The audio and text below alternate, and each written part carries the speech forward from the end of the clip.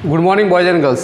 आज हम 9वीं प्रश्नावली के विविध के 18 सवाल हमने देख लिए थे। आज हम करते हैं 19वां, 20वां और 21वां क्वेश्चंस। तो देखो 9वीं प्रश्नावली का हम लेते हैं 19वां क्वेश्चंस। सबसे पहले विविध की 9वीं और उसका अब लेते हैं 19वां क्वेश्चंस। इंपॉर्टेंट क्वेश्चंस है 19वां, ध्यान रखना। देखो कि उस त्रिभुज की माध्यिकाओं की लंबाई ज्ञात कीजिए। क्या कहा है? उस त्रिभुज की माध्यिकाओं की लंबाई ज्ञात कीजिए जिसके शीर्ष हमें दिए हुए हैं। त्रिभुज के शीर्ष दिए हुए हैं, उसकी माध्यिका की लंबाई ज्ञात करनी। मान लिया ये त्रिभुज है हमारे पास, इस त्रिभुज के शीर्ष दिए हुए ये ए, ये बी और ये सी। इन शीर्षों के हमें निर्देशांक दिए हुए हैं। देखो 1 और -1 ये इसके निर्देशांक है, 0 और 4 ये इसके निर्देशांक है, और -5 और 3 ये इसके निर्देशांक है। अब हमें क्या कह रहा है कि इनके माध्यिकाओं की लंबाई ज्ञात करनी है। तो एक त्रिभुज के अंदर कितनी माध्यिका हो सकती है? 3 हो सकती हैं। तो ये एक माध्यिका, मान लिया ये डी बिंदु है, ठीक है। उसी प्रकार ये दूसरी माध्यिका, ये मान लिया ई है, और इसी प्रकार ये तीसरी माध्यिका, मान लिया ये एफ है, ठीक है। 3 माध्यिका। अब इन माध्यिकाओं की हमें क्या ज्ञात करनी है? लंबाई। लंबाई का मतलब दूरी, इनकी दूरी ज्ञात करनी है। दूरी का मतलब दूरी सूत्र लगाना है। दूरी सूत्र लगाना, तो ये निर्देशांक पता है तो इसके भी पता होना चाहिए, इसके पता है तो इसके भी पता होना चाहिए, और इसके पता है तो इसके भी हमें पता होना चाहिए। तो हम दूरी सूत्र लगा के इसके आंसर निकाल सकते हैं।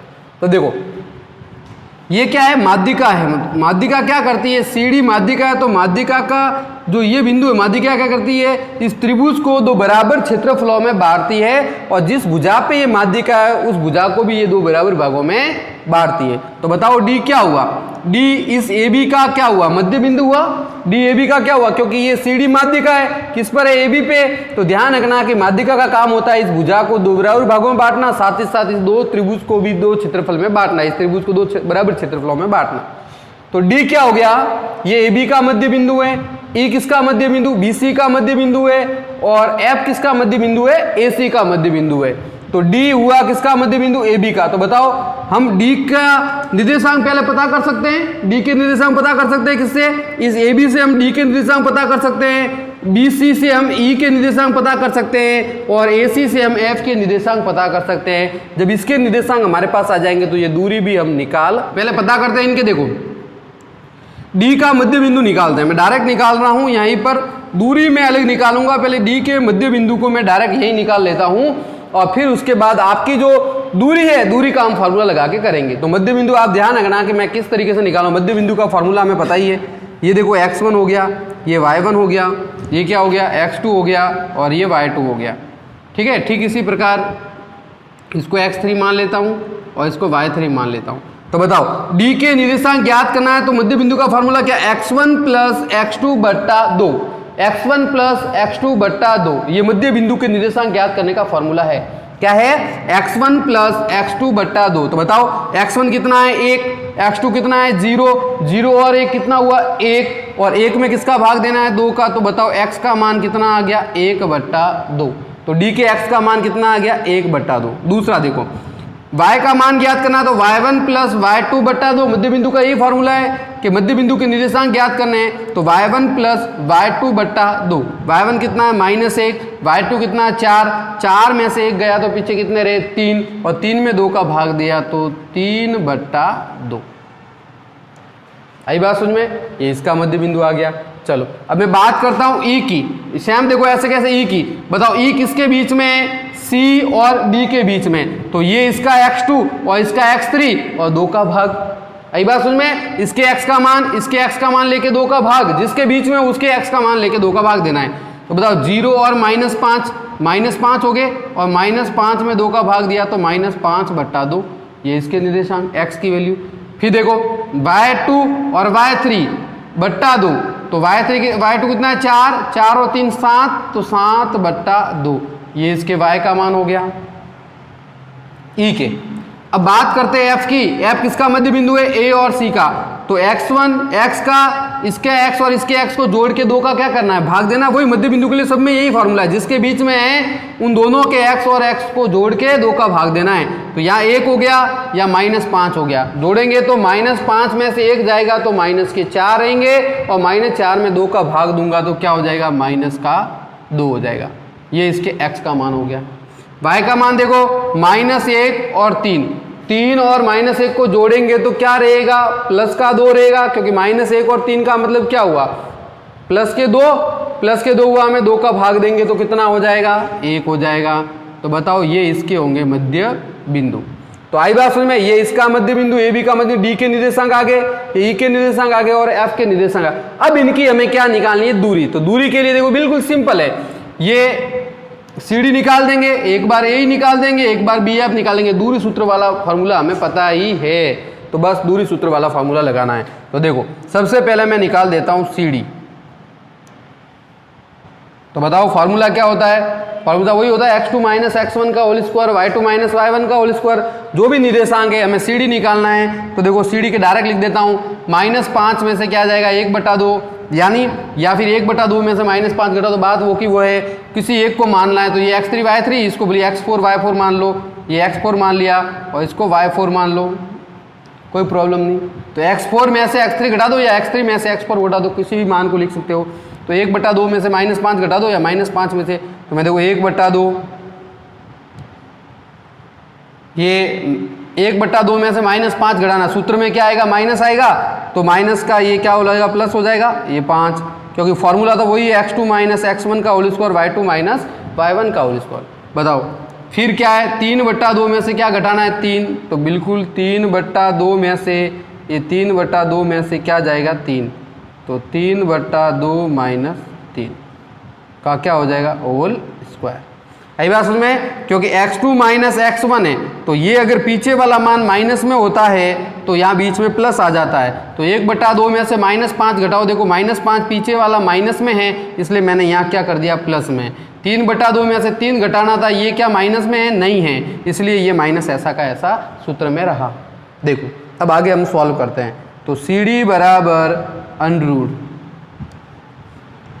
यहाँ लसअप लेना पड़ेगा, तो बताओ लसअप कितना आ जाएगा, 2 आ जाएगा, ऊपर क्या हो जाएगा, 1 + 5 का 2 से गुणा कितना हो जाएगा, 10, ये होल स्क्वायर, प्लस यहाँ भी लसअप लेना पड़ेगा, कितना हो जाएगा, 2 हो जाएगा, 3 - 2 का 3 से गुणा किया तो 6, इसका भी क्या हो जाएगा, होल स्क्वायर।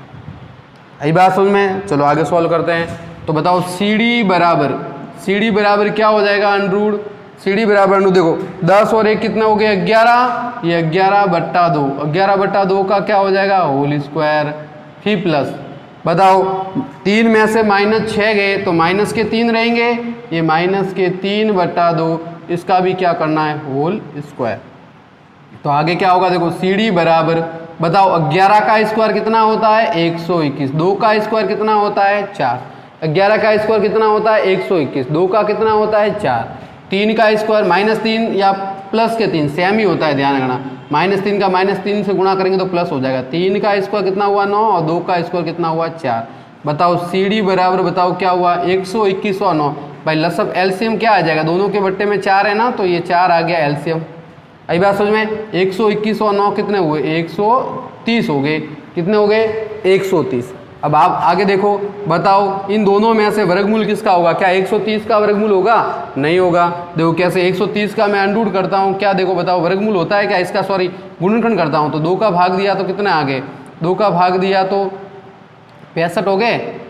अब बताओ, अब इसके भाग कितने जाएगा, 5 का जाएगा, 5 का जाएगा तो 13, और 13 का भाग जाएगा तो 1। बताओ कोई जोड़ा बन रहा है क्या, नहीं बन रहा है। इसका मतलब 130 का कोई वर्गमूल नहीं होता है, 130 का कोई वर्गमूल नहीं होता है। वर्गमूल कब होता है, जब इनके जोड़े बनते हैं समान संख्याओं के, तो उसका वर्गमूल हो सकता है।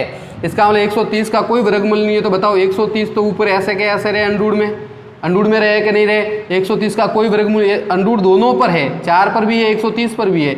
130 का कोई वर्गमूल नहीं होता, इसलिए अंडूड में रख गया। बताओ 4 किसका वर्गमूल है, 2 का, इसलिए बट्टे में क्या रहा, 2, बट्टे में 2 रहेगा, ध्यान रखना, 130/2, तो अंडूड 130/2 इसका आंसर होगा। या फिर ऐसे भी लिख सकते हैं, या फिर ऐसे भी आंसर लिख सकते हैं, 1/2 अंडूड 130, बात वो की वो है। दोनों आंसर बोली लिख सकते, ऐसा लिखो बोली ऐसा लिखो, बात वो की। तो ये सी डी की वैल्यू आ गई अपने पास कितनी, 1/130/2। आई बात समझ में। तो इस तरीके से हमने इसको सॉल्व कर लिया। जिसका वर्गमूल होता है, देखो 4 का वर्गमूल 2 रहा था, इसलिए मैंने अंडूड हट गया यहाँ से, 130 का कोई वर्गमूल नहीं होता था, अंडूड ऐसा का ऐसा ही रहेगा। तो जिस तरीके से मैंने सी डी ज्ञात की, उसी तरीके से अब हम क्या ज्ञात करेंगे, ए ज्ञात करेंगे, फिर उसी तरीके से क्या ज्ञात करेंगे, बी एफ ज्ञात करेंगे। तो जैसे आपने सी डी के लिए फॉर्मूला लगाया, वैसे के वैसे इसके लिए भी फॉर्मूला आपको लगाना है। आई बात समझ में। तो बताओ ऐसे कैसे आप ए ज्ञात कर लोगे और ऐसे कैसे बी एफ भी आप ज्ञात कर लोगे। कैसे, ये भाई x1 y1 है, तो इसको मान लो कोई भी x2 y2 मान लो बोली, इसमें से ये घटाओ या इसमें से ये घटाओ, एक ही बात है, कैसे भी कर सकोगे, ऐसे कैसे फॉर्मूला लगेगा। ठीक है, तो इसको कर देते हम, मिटा देते। तो ये हो गया माध्यिकाओं की लंबाई। सेम ऐसे कैसे आप ऐसे भी बी एफ और ए भी ज्ञात कर लेना, बस दोनों के बिंदु हमें पता होने चाहिए तो हम ज्ञात कर सकते हैं। चलो अब आते हैं हम आगे। ऐसे कि ऐसे आपको क्या ज्ञात करना है, ए और बी एफ इसमें ज्ञात करना है, सभी माध्यिकाओं की लंबाई ज्ञात करनी है। तो ध्यान रखना ए और बी एफ भी आपको ज्ञात करना है, वैसे के वैसे जैसे सी डी मैंने ज्ञात, तीनों माध्यिकाओं की लंबाई ज्ञात करनी है।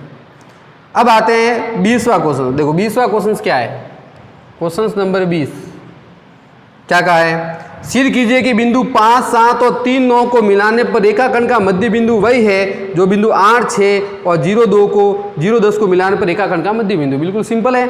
ये क्या कह रहा है कि 5, 7 और 9 को मिलाने वाला, यानी ये बिंदु ए मान लिया, ये बी मान लिया, इसके निर्देशांक 5 और 7 है और इसके निर्देशांक क्या है, 3 और 9 है। चलो ये हो गए। फिर कह रहा है एक 2 बिंदु और है, 2 बिंदु मान लिया, ये मान लिया P और Q, ये मान लिया P और Q। इसके निर्देशांक क्या दिए, इसके निर्देशांक हमें दिए हुए 8 और 6 और 0 और 10। अब क्या कह रहा है, ये कह रहा है कि क्या दोनों के बिंदु मध्य बिंदु सेम है क्या, तो मध्य बिंदु निकाल लो, दोनों के आंसर सेम आ गए तो कहेंगे हाँ एक ही है, बढ़ना नहीं है, सिद्ध करके बताना है। बताओ इसका मध्य बिंदु मान लेता हूँ C मान लेता हूँ और इसका मध्य बिंदु D मान लेता हूँ, अरे दोनों सेम है कि नहीं है पता चल जाएगा। अभी देखो इसका निर्देशांक 5 और 3 कितने हुए, 8, मध्य बिंदु डायरेक्ट निकाल सकते हो। अब आपको सॉल्व करके निकालना x1 + x2 बटा 2, y1 + y2 बटा 2, मैं डायरेक्ट निकाला हूँ। 5 और 3 8, 8 में 2 का भाग दिया, कितने हो गया, 4 हो गया। 7 और 9 कितने हुए, 7 और 9 हुए 16, 16 में 2 का भाग दिया, कितना हुआ, 8। बताओ इसका मध्य बिंदु के निर्देशांक क्या आ गए, 4 और 8। अब ये कह रहा है कि इसके 4 और 8 है तो इसके भी सेम है, ये सिद्ध करो। इसके भी सेम देखते हैं, 8 और 0 कितने हुए, 8 हुए, 8 में 2 का भाग दिया, कितना हुआ, 4 हुआ। 6 और 10 कितना हुआ, 16, 16 में 2 का भाग दिया हुआ, कितना हुआ, 8। बताओ क्या दोनों सेम है, बिल्कुल दोनों क्या है, सेम है। बस ये हो गया प्रूफ। तो इसका भी मध्य बिंदु हमने निकाल दिया और इसका भी मध्य बिंदु है, तो दोनों के मध्य बिंदु एक ही है, दोनों के मध्य बिंदु का आंसर सेम है। चलो तो ये भी क्वेश्चन कंप्लीट, ये आप अपनी कॉपी में सही तरीके से कर लेना, इसको मध्य बिंदु वाला फॉर्मूला लगा के करना, x1 + x2 बटा 2 और y1 + y2 बटा 2। अब हम आते हैं क्वेश्चन नंबर 21वां। देखो अब ध्यान से समझना, 21 वाला ये क्वेश्चन थोड़ा बड़ा भी है और फिर उसके बाद आपको इसका फॉर्मूला, आधा सवाल आपको करना, आधा सवाल मैं करूंगा इसका। यदि किसी त्रिभुज की भुजाओं के मध्य बिंदु, देखो अब कह रहा है त्रिभुज की भुजाओं के मध्य बिंदु, त्रिभुज की भुजाओं के क्या है, मध्य बिंदु। ध्यान समझना, ये हो गया मेरे पास A, B और C। अब इसकी भुजाओं के मध्य बिंदु हमें दिए हुए, तो मान लिया ये D है, ये मान लिया E है और ये मान लिया F है। अगले सवाल में माध्यिकाओं में हमें शीर्ष दिए थे, इसमें अब भुजाओं के मध्य बिंदु दिए हुए हैं। बताओ ये इसका मध्य बिंदु कितना है, 1 और 2, एक मध्य बिंदु कितना है, 0 और -1, और ये कितना है अपने पास, 2 और -1। ये भुजाओं के क्या है, मध्य बिंदु। तो इसने कहा त्रिभुजों के शीर्षों के निर्देशांक ज्ञात करो।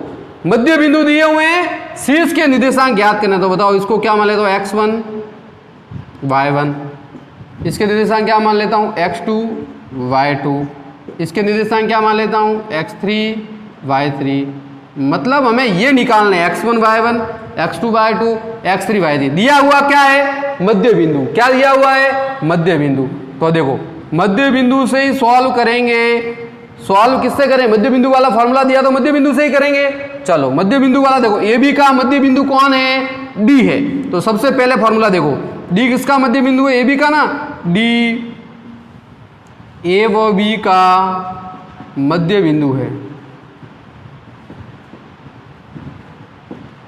ठीक है, तो अब बताओ मुझे मध्य बिंदु वाला फॉर्मूला क्या होता है, x बराबर x1 प्लस x2 बट्टा 2। अब मुझे मैं सिर्फ x की वैल्यू, आपको x के मान सारे ज्ञात करूंगा, वैसे के वैसे आपको y के मान ज्ञात करने पड़ेंगे, इसलिए ध्यान से समझना है इसको। मैं x1 x2 और x3 आपको निकाल के बताऊंगा, वैसे के वैसे आपको y1 y2 और y3 निकाल के बताना है। देखो अब बताओ मुझे, ये इसका x है, ये इसका y है, आई बात समझ में, ये इसका x और इसका y, इसका x ये और ये y, ये इसका x और ये y। तो बताओ यहाँ d मध्य बिंदु तो इसका x है, x की वैल्यू कितनी लिख दूँ, 1 रख देता हूँ। बताओ क्या हो गया, x1 प्लस x2, ये तो मान है ही नहीं ना हमारे पास, ये तो निकालने हैं, और बट्टा 2। बताओ क्रॉस मल्टीप्लाई करूँगा तो बताओ क्या आ जाएगा, x1 प्लस x2 बराबर 2 का 1 से गुणा किया 2। ये बन गई इक्वेशन फर्स्ट, ये समीकरण फर्स्ट, पहली समीकरण ये बन गई। चलो अब मैं इधर आता हूँ, अब देखो, अब बताओ ई किसका मध्य बिंदु है, बी और सी का। तो बिंदु ई से मैं डायरेक्ट लिख देता हूँ, बिंदु ई से, बिंदु ई किसका मध्य बिंदु है, बी और सी का। तो बताओ यहाँ क्या हो जाएगा, ये इसका x बराबर क्या हो जाएगा, x2 प्लस x3 हो जाएगा। यहाँ क्या हो जाएगा, x2 प्लस x3 बट्टा 2। तो क्या लिख दूंगा, x बराबर x2 प्लस x3 बट्टा 2, x2 प्लस x3 बट्टा 2। अभी बात समझ में, सब पहले मैं x की वैल्यू निकालता हूँ। तो बताओ ये ई इसका मध्य बिंदु तो x2 और x3 बट्टा 2, मतलब x की वैल्यू यहाँ कितनी है बताओ, 0 है। तो 0 बराबर x2 प्लस x3 बट्टा 2। बताओ क्रॉस मल्टीप्लाई करूँगा, इसका इससे गुणा, इसका इससे गुणा। बताओ x2 का इस 1 से गुणा होगा तो क्या हो जाएगा, x2 प्लस x3 बराबर 2 का 0 से गुणा किया तो 0। बताओ ये इक्वेशन क्या हो गई, सेकंड। ये इक्वेशन क्या हो गई, सेकंड। अब बात करते हैं, इधर आ जाते हैं, इधर बताओ, इधर आएंगे तो बताओ क्या हो जाएगा, x1 प्लस x3 बट्टा 2, और इसमें x की वैल्यू कितनी है, 2 है। तो बताओ बिंदु किससे लिखूंगा, बिंदु F से, बिंदु F से। अब बिंदु F से बताओ क्या हो जाएगा, बिंदु F से x का मान क्या हो जाएगा, ये भाई हो गया ना इसका मध्य बिंदु। तो x बराबर क्या हो, x1 प्लस x3 बट्टा 2, इसका x1 इसका x3, क्यों, इसी तो मध्य बिंदु इसी से तो आया है। तो बताओ क्या हो जाएगा, x बराबर x1 प्लस x3 बट्टा 2। बताओ इसके x का मान कितना है, 2 है। ये 2 बराबर x1 प्लस x3 बट्टा 2। बताओ यहाँ पर भी क्रॉस मल्टीप्लाई करेंगे तो x1 प्लस x3 का 1 से गुणा होगा तो x1 प्लस x3 बराबर 2 का 2 से गुणा किया 4। ये इक्वेशन क्या हो गई, थर्ड। ये इक्वेशन होगी हमारे पास थर्ड। तो ये मैं x1 के मान निकालूं, किसके मान निकालो, x1 x2 x3 के मान निकालो। ऐसे कैसे आपको y1 y2 और y3 के मान निकालने हैं, जैसे मैंने किया वैसे वैसे y के साथ करना। y लिखना, y बराबर y1 प्लस y2 बट्टा 2, यहाँ y2 और y3 बट्टा 2, या y1 और y3 बट्टा 2। तो इसको मैं कैसे निकालो, वैसे वैसे निकालना। अब देखो, अब हमारे पास 3 इक्वेशन बन गई, फर्स्ट, सेकंड और थर्ड। तो हमें क्या करना है, किसी भी 2 इक्वेशन को पहले लेना है। 2 इक्वेशन को लेके पहले क्या करेंगे, उन दोनों इक्वेशन से हम क्या करेंगे, उनका या तो माइनस कर देंगे या उनको जोड़ देंगे, दोनों में से एक कर लेंगे। बताओ देखो, इक्वेशन फर्स्ट, इक्वेशन सेकंड, यही बात समझ में, इक्वेशन फर्स्ट और इक्वेशन सेकंड, फिर उसकी तुलना हम थर्ड से करेंगे। तो इक्वेशन फर्स्ट और सेकंड को क्या कर देता हूँ, घटा देता हूँ। देखो इसमें x1 x2 है, क्या इसमें x2 है, बिल्कुल इसमें x2 है, ये रहा x2। तो x2 से x2 कट जाएगा आराम से, तो पीछे जो भी बचेगा वो हम लिख देंगे। तो बताओ क्या लिख देता हूँ मैं, इक्वेशन फर्स्ट में से इक्वेशन सेकंड को घटाने पर, देखो इक्वेशन फर्स्ट में से इक्वेशन सेकंड को घटाने पर, इक्वेशन फर्स्ट क्या है बताओ, x1 प्लस x2 बराबर कितने हैं, 2 है। आई बात में, इसमें से क्या घटाना है, सेकंड को ना। तो सेकंड ध्यान रखना है, x2 के नीचे x2 लिखा जाएगा और x3 है वो x1 के नीचे लिखा जाएगा। x3 तो इसमें है नहीं, तो x2 किसके नीचे लिखेंगे, x2 के नीचे लिखेंगे। x3 कहाँ लिखेंगे, x1 के नीचे लिख देंगे, क्योंकि ये दोनों अलग अलग है। तो सेम सेम सेम के नीचे लिखो। तो बताओ यहाँ मैं क्या लिख देता हूँ, x2 लिख देता हूँ, यहाँ क्या लिख देता हूँ, x3 लिख देता हूँ, और बराबर में क्या लिख देता हूँ 0। बात वही है। तो x2 के नीचे x2 ताकि ये कट जाए। तो बताओ अब नीचे वाले के चिन्ह चेंज होंगे, ये माइनस माइनस माइनस। बताओ x2 से x2 क्या हो गया, कैंसिल। तो अब क्या रहा, x1 माइनस है, ये तो माइनस का बन गया ना। तो बताओ क्या हो जाएगा, x1 माइनस x3, और बराबर 2 में से 0 गया तो कितना रहा, 2। तो ये अपने पास समीकरण में क्या बन गई, x1 और माइनस x3। ये माइनस x3 है ना, ये x1 और ये माइनस का है, x1 माइनस x3 बराबर क्या बन गया, 2 बन गया। और इसको मैं इक्वेशन मान लेता हूँ 4th। अब इस इक्वेशन इसको क्या मान लेता हूँ, 4th मान लेता हूँ। इसको इक्वेशन क्या मान लेता हूँ, 4th। अब बताओ x1 और x3 जैसा पद है, ये रहा। कौन से इक्वेशन में, थर्ड इक्वेशन में, x1 x3, यहाँ पर x1 प्लस x3, कोई प्रॉब्लम नहीं। अब क्या कर देते हैं, इक्वेशन थर्ड में से इक्वेशन 4th को घटा देते हैं, या फिर इक्वेशन थर्ड में और इक्वेशन 4th को जोड़ देते हैं। जोड़ के भी कर सकते हैं, घटा के भी कर सकते हैं। क्यों कर सकते हैं, क्योंकि देखो ये प्लस का है, यहाँ चिन्ह किसका है, माइनस का। तो प्लस माइनस होता है तो जोड़ने पर क्या होंगे, कोई चिन्ह नहीं बदलेंगे, ये कट जाएंगे। और अगर मैं घटाऊं तो प्लस वाले मान कट जाएंगे। तो मैं घटाने वाला का कर रहा हूं, इसलिए घटाने वाला ही लिख देता हूं, जोड़ूंगा नहीं, ठीक है ना। तो देखो 3 में से अब 4 को घटा देते, या 4 में से 3 घटा देते, एक ही बात है। तो अब क्या लिख देता हूं, देखो इक्वेशन थर्ड में से 4th को घटाने पर, इक्वेशन थर्ड में से किसको घटा देते हैं, 4th को। तो इक्वेशन थर्ड लिख देता हूं, x1 प्लस x3 बराबर 4, और इक्वेशन 4th लिख देता हूं, x1 माइनस x3 बराबर 2। घटाने पर नीचे वाले के चिन्ह क्या होते हैं, चेंज। x1 ये हो गया माइनस, ये किस में हो गया, प्लस में, और ये किस में हो गया, माइनस में। भाई ये प्लस का है तो किस में हो गया, माइनस में। ये माइनस है तो किस में हो गया, प्लस में। ये प्लस का है तो किस में हो गया, माइनस में। नीचे वाले के चिन्ह चेंज होते हैं। बताओ ये प्लस का, ये माइनस का, दोनों कट गए, अलग अलग हो गए। एक प्लस का एक माइनस का है तो माइनस प्लस माइनस होता है तो 0 हो जाएगा। ये दोनों प्लस के हो गए ना, x3 तो कितने x3 हो गए, 2 हो गए, तो 2x3, 6 मत कर देना। x3 और x3 कितने हैं, 2 है, तो 2x3। 4 में से 2 गए तो कितने हो गए, 2। बताओ 2 से 2 कट गया तो x3 की वैल्यू कितनी आ गई, 1 आ गई। तो x3 की वैल्यू कितनी आ गई, 1। ये आ गया x3 का मान। आई बात समझ में। अब आप x3 की वैल्यू कहाँ रख दो, सेकंड में, किसका मान आ जाएगा, x2 का। x2 की वैल्यू कहाँ रख दो, फर्स्ट में, किसका मान आ जाएगा, x1 का। तो x1, x2 और x3 हमारे पास आ जाएंगे। तो देखो अब x3 का मान कहाँ रख देता हूँ, x3 का मान इक्वेशन सेकंड में रख देता हूँ। तो देखो यहाँ लिख देता हूँ, इक्वेशन डायरेक्ट सेकंड लिख देता हूँ। इक्वेशन सेकंड से बताओ इक्वेशन सेकंड क्या है, ये रहा, x2 प्लस x3 बराबर कितना है, 0। x2 और x3 बराबर, जहां पर भी x3 है भले इसमें रखो भले इसमें रखो, इसमें रखोगे तो x1 पहले आएगा, इसमें रखोगे तो x2 आएगा, फिर इसमें रखना, किसी दो में तो रखना ही है। x3 का मान कितना आया, 1 आया है। तो बताओ क्या हो जाएगा, x2 प्लस 1 बराबर, 1 को उधर भेजूंगा तो बताओ क्या हो जाएगा, x2 बराबर 1 उधर चला जाएगा तो माइनस का 1। तो बताओ x2 की वैल्यू कितनी आ गई, माइनस का 1। समझ गए। तो एक आंसर ये हो गया हमारे पास, एक आंसर हमारे पास ये हो गया। अब बताओ, अब इक्वेशन कौन सा ले लेता हूँ, इक्वेशन थर्ड ले लो, भले इक्वेशन फर्स्ट ले लो, दोनों एक ही बात है। इक्वेशन थर्ड लूंगा तो x1 की वैल्यू आ जाएगी, या इक्वेशन फर्स्ट लूंगा तो भी x1 की वैल्यू आ जाएगी, दोनों सेम ही आएंगे, भले किसी में भी रखो। तो अब इक्वेशन मैं ले लेता हूँ फोर्थ, इक्वेशन थर्ड ले लेता हूँ। इक्वेशन थर्ड से तो बताओ क्या हो जाएगा, x1 प्लस x3 बराबर कितना है, 4 है। तो बताओ x1 प्लस x3 की वैल्यू कितनी आ गई, 1 आ गई, 1 बराबर 4। बताओ x1 बराबर क्या हो गया, 4 माइनस 1। बताओ x1 बराबर कितना हो गया, 3। तो x1 की वैल्यू कितनी आ गई, 3।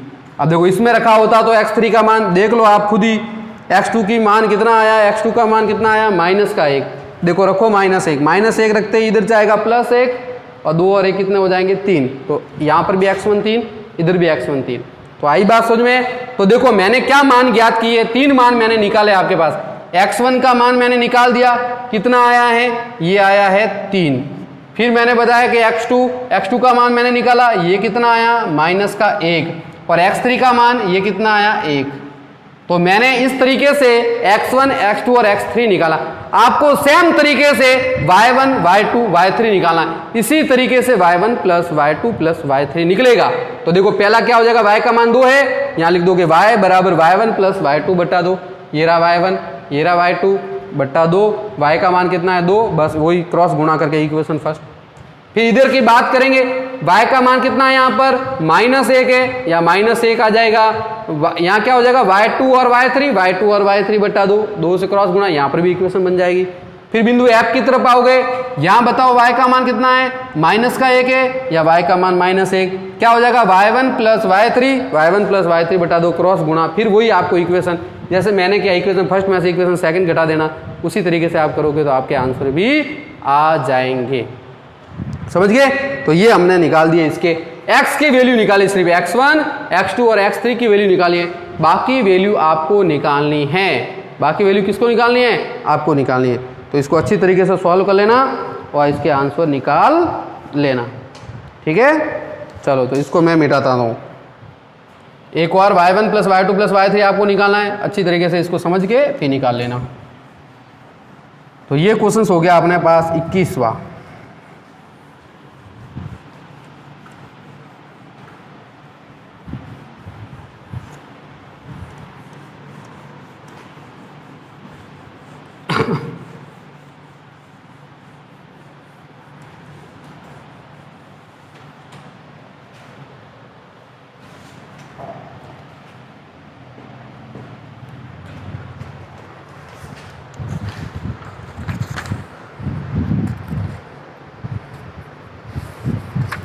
अब आते हैं हम एक क्वेश्चन नंबर लेते हैं 10वां। को कह रहा है कि 10वां क्वेश्चन समझ में नहीं आया है, तो 10वां क्वेश्चन अब लेते हैं एक बार। देखो क्वेश्चन नंबर 10 को सॉल्व करते हैं। यदि बिंदु x, y बिंदु 2 और 1 माइनस समान दूरी पर, तो निम्न में से कौन सा कथन सत्य है। देखो 10वां क्वेश्चन क्या कह रहा है कि बिंदु x, y बिंदु 2, 1 और 1 माइनस 2 से समान दूरी पर है। तो ये a मान लिया, ये b मान लिया और ये बीच वाला c मान लिया, ये x और y है। इससे बिंदु A की बात में करूँ तो ये 2 और 1 है, और इधर में बात करूँ तो ये 1 और माइनस का 2 है। आई बात सुन में? तो क्या कह रहा है कि x से बिंदु A व B की दूरियां बराबर है। तो भाई ये x1 हो गया, ये y1 हो गया, ये x2 हो गया, y2।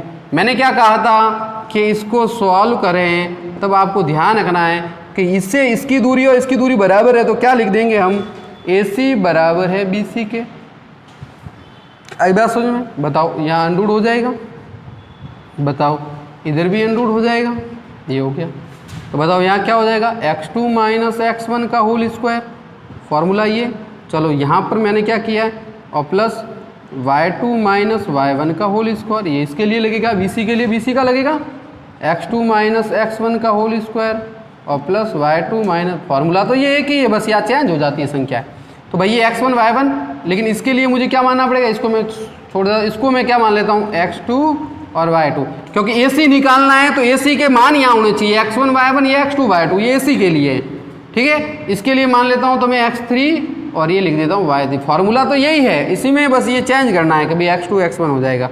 तो बताओ क्या हो जाएगा, x2 कितना है, x है, x1 कितना है 2 है, तो x माइनस 2 का क्या हो गया होल स्क्वायर, प्लस y2 कितना है y है, ये कितना 1 है, तो y माइनस 1 का होल स्क्वायर बराबर। इधर की बात करते हैं तो बात तो वही है, x3 में से x2 घटाना है, यहाँ x3 कर लो, x3 माइनस x2 और y3 माइनस y2।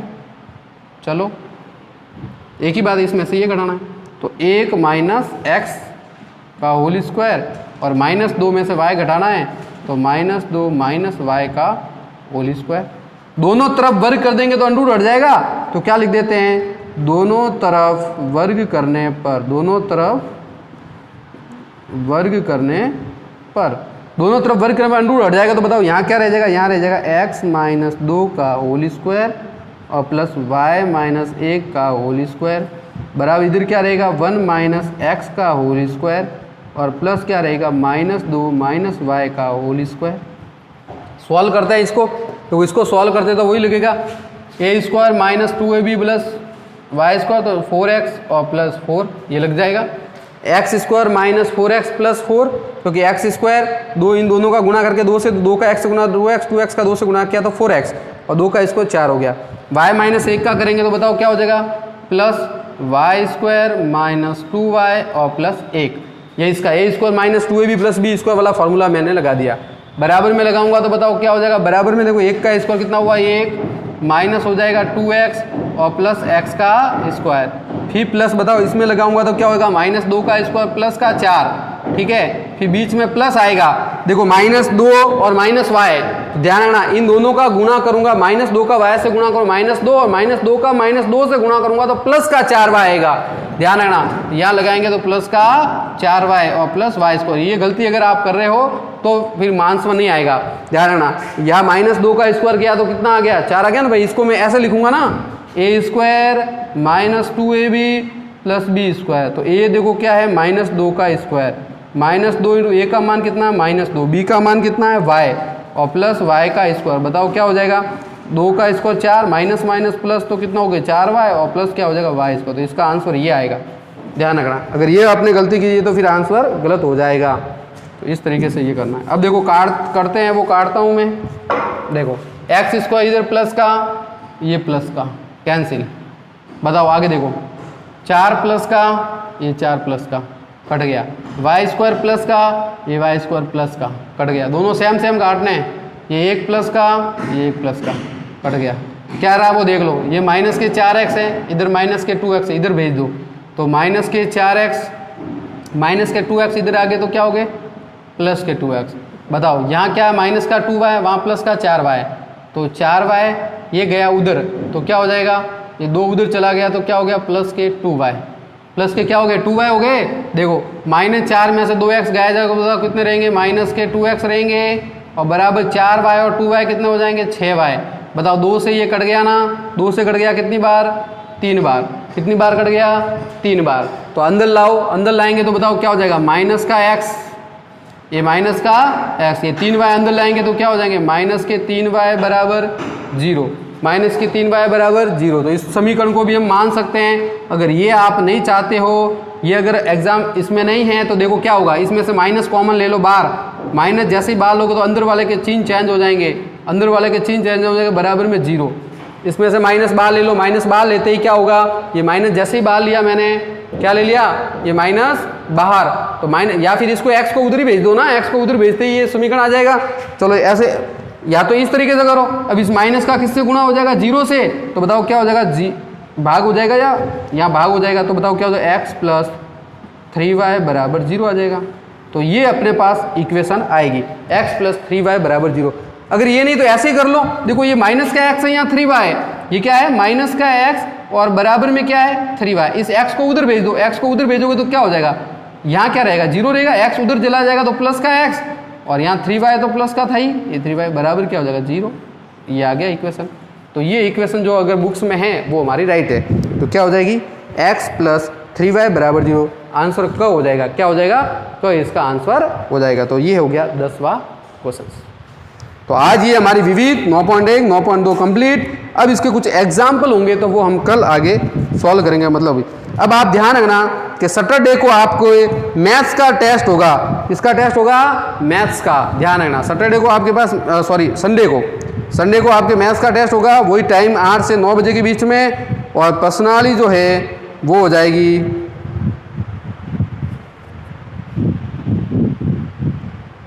पर्सनली अपन शुरू करेंगे इसकी। मैं आपको इसकी जो पर्सनली है कल होगा 8 से 9 बजे के बीच में पर्सनली है, मैं व्हाट्सअप करूंगा, उस पर्सनली का आपके टेस्ट होगा। तो आज के लिए इतना ही, नेक्स्ट वीडियो कल अपलोड करेंगे। धन्यवाद।